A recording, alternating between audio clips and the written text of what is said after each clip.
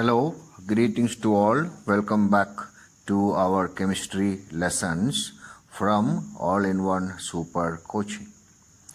We have been discussing about the periodic table where all the available elements are arranged or tabulated in an ordered way. What was the criteria of arranging the elements?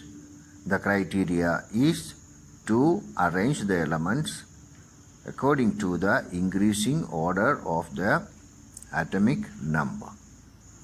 Also, in the last lesson, we have understood that when we are drawing the atomic structure or when we are writing the atomic structure, the elements are forming into some groups or families where some of them have one electron in their outermost orbit, some other have two electrons in the outermost orbit, some of them 3 electron, 4 electron, 5, 6, 7 and last 8. Okay, so but now in the screen you can see the periodic table. We have to divide this periodic table into 3 parts. The extreme left 1 and 2 groups, that is starting from hydrogen downwards. Second one starting from beryllium downwards. These are called the main groups 1 and 2.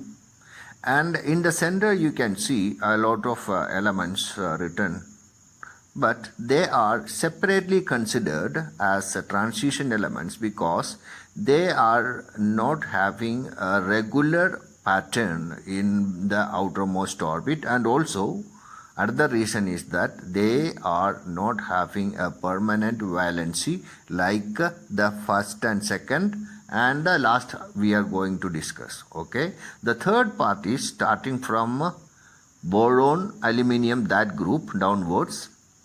That is they write in the 13th group, but we have to consider it as third group. The next one is fourth group, carbon, silicon downwards. Then fifth group, nitrogen, phosphorus, like that. Then sixth group, oxygen, sulfur. Then the rest of that. Then the seventh group, fluorine, chlorine, bromine, etc. Then the last group, eighth group or zero group, starting from helium, neon, argon, krypton.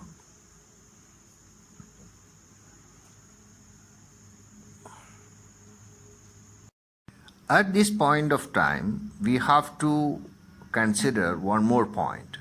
Even though there are 105 almost elements, in our syllabus, we do not have to learn all the elements. We only need to know about 35% of the elements, or most of the other elements are radioactive, or most of them are not available in the universe as a common material.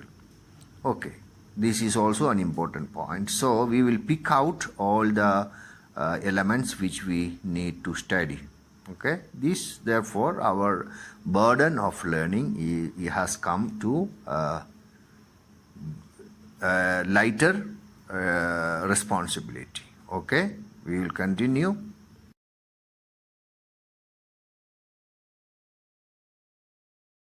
Now let us consider the main groups. That is the first group starting from hydrogen, second group starting from beryllium. After that, go to the 13th group, which is called again the main third group, fourth group, fifth group, sixth group, 7th group and 8th group. So the central part, the transition elements, are to be considered separately. Now let's go to the main group, first group. When we are writing or drawing the atomic arrangements, all the elements in that group or family are having only one electrons in their outermost orbit.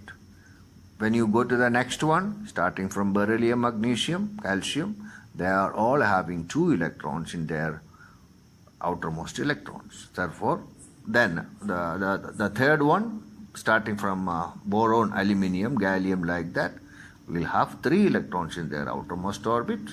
The fourth group, main group, starting from carbon, silicon, will have 4 electrons in their outermost orbit. The fifth group, starting from nitrogen, will have 5 electrons in their outermost orbit. And the sixth group, starting from oxygen and sulfur, will have 6 electrons in their outermost orbit. And the next group, that is the seventh group, starting from fluorine, chlorine, are having 7 electrons in their outermost orbit. And the last one is starting from helium, neon, like that. They are having either 2 electrons in the first case and all the other one, that is from neon, argon, krypton, like that, all of them are having 8 electrons, but only helium is having only 1 orbital, maximum is 2, and